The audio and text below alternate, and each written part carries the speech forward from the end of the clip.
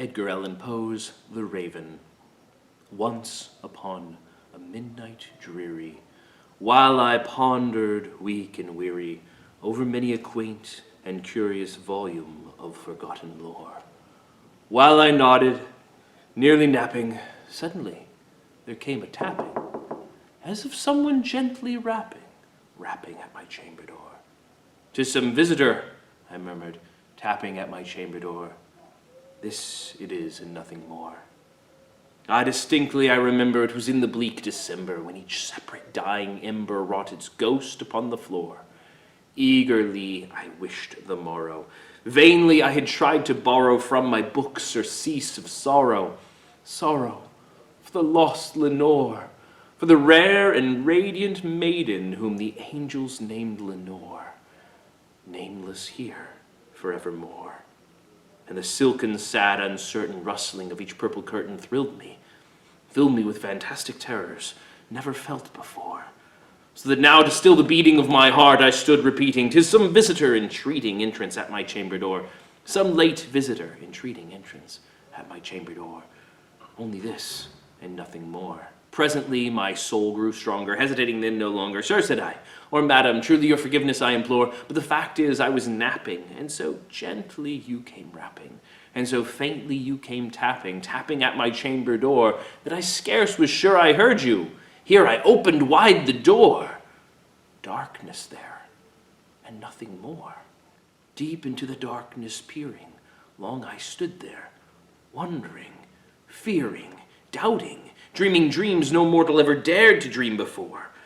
But the silence was unbroken, and the stillness gave no token, and the only word there spoken was the whispered word, 'Lenore.' This I whispered, and the darkness echoed back the word 'Lenore.'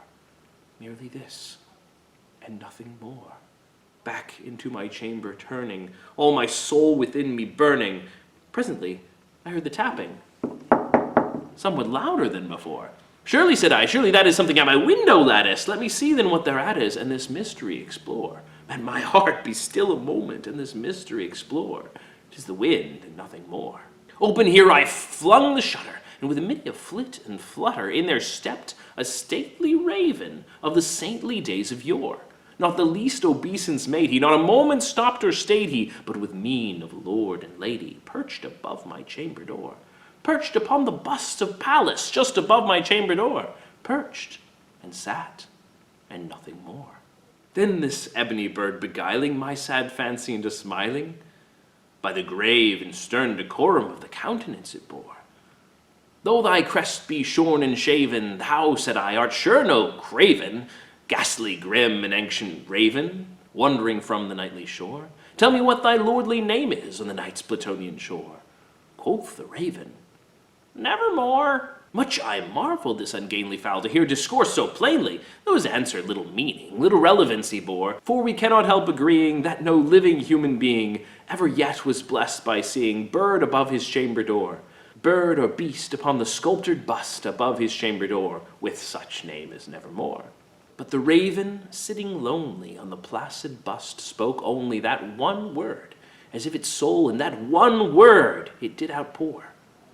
Nothing further than it uttered, not a feather then it fluttered, till I scarcely more than muttered, "Other friends have flown before. On the morrow he will leave me as my hopes have flown before." Quoth the raven, "Nevermore." Startled at the stillness broken by reply so aptly spoken. "Doubtless," said I, "what it utters is its only stock and store, caught from some unhappy master, whom unmerciful disaster followed fast and followed faster, till his song's one burden bore, till the dirges of his hope that melancholy burden bore, of never, nevermore." But the raven still beguiling all my sad soul into smiling, straight I wheeled a cushioned seat in front of bird and bust and door. Then into the velvet sinking, I betook myself to linking fancy unto fancy, thinking what this ominous bird of yore, what this grim, ungainly, ghastly, gaunt, and ominous bird of yore meant in croaking, "Nevermore." This I sat engaged in guessing, but no syllable expressing to the fowl whose fiery eyes now burnt into my bosom's core. This and more I sat divining, with my head at ease reclining on the cushion's velvet lining, with the lamplight floating o'er, but whose velvet violet lining, with the lamplight gloating o'er, she shall press, nevermore. Then methought the air grew denser, perfumed by an unseen censer, swung by angels whose faint footfalls tinkled on the tuffed floor. Wretch, I cried, thy God hath lent thee, by these angels he hath sent thee, respite, and nepenthe, for my memories of Lenore. Let me quaff the kind nepenthe, and forget the lost Lenore. Quoth the raven, nevermore. Prophet, said I, thing of evil, prophet still if bird or devil, whether tempter sent or whether tempest tossed thee here ashore, desolate yet all undaunted, in this desert land enchanted, on this home by horror haunted, tell me truly, I implore, is there balm in Gilead?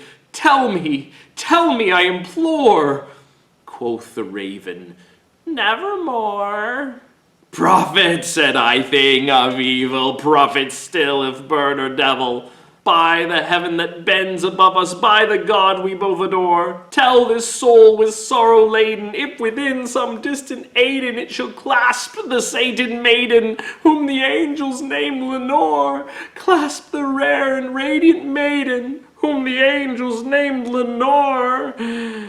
Quoth the raven, nevermore. Be that word our sign of parting, bird or fiend, I shrieked upstarting. Get thee back into the tempest and the night's Plutonian shore. Leave no black plume as a token of the lie thy soul has spoken. Leave my loneliness unbroken. Quit the bust above my door. Take thy beak from out my heart and take thy form from out my door. Quoth the raven, nevermore. And the raven, never flitting, still is sitting on the placid bust of Pallas just above my chamber door, and his eyes have all the seeming of a demon that is dreaming, and the lamplight o'er him streaming casts his shadow on the floor. And my soul from out that shadow that lies floating on the floor shall be lifted nevermore.